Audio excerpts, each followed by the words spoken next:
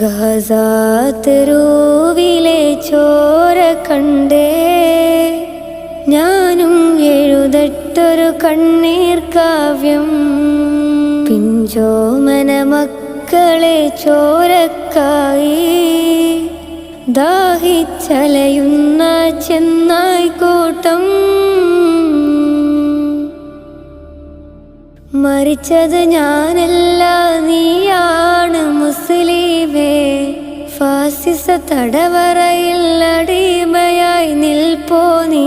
എന്ന് തീരും ഈ കണ്ണുനീരിൻ മോചനം നേടുകില്ലേ? ഫലസ്തീൻ ചിരിയെന്നത് കാണാക്കിനാവല്ല, അറബിപ്പൻ വിളയുന്ന കാലം വരുന്നുണ്ട്. തഖ്വ കൊണ്ട്